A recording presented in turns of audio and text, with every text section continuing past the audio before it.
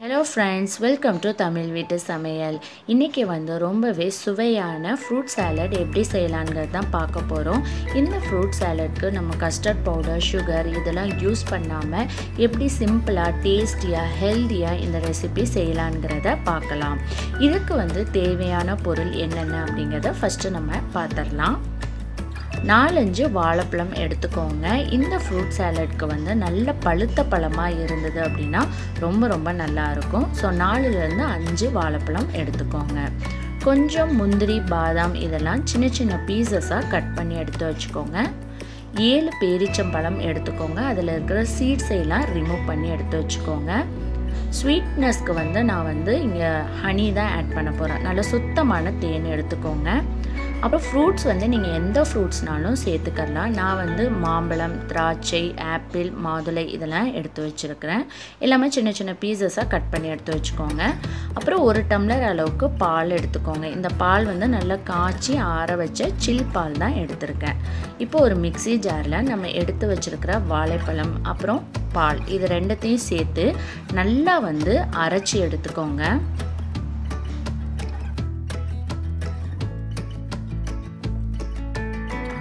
அரைச்ச வாழைப்பழ பேஸ்ட்டை ஒரு பவுலில் சேர்த்துக்கோங்க.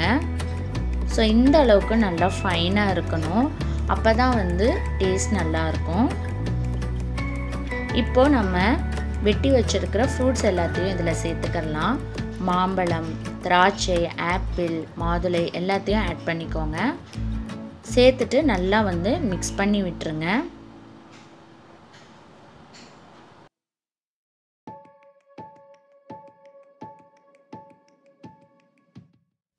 இப்போ இதில் நம்ம முந்திரி, பாதாம் இதெல்லாம் சேர்த்துக்கலாம்.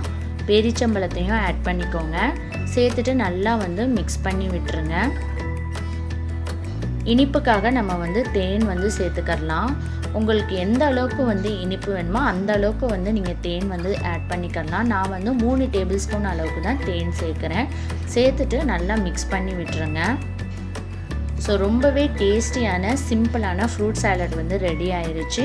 இதை நம்ம ஒரு பவுலுக்கு ஊற்றி சர்வ் பண்ண ஆரம்பிச்சிடலாம். இதை நீங்கள் நல்லா சில்லுன்னு நீங்கள் சர்வ் பண்ணிங்கன்னா ரொம்ப நல்லா இருக்கும்.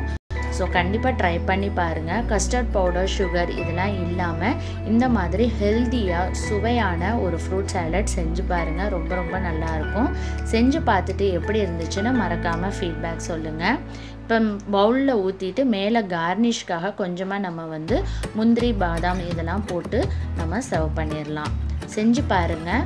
இந்த வீடியோ பிடிச்சிருந்துச்சுன்னா லைக் பண்ணுங்கள், ஷேர் பண்ணுங்கள், மறக்காமல் சப்ஸ்கிரைப் பண்ணுங்கள். தேங்க்யூ.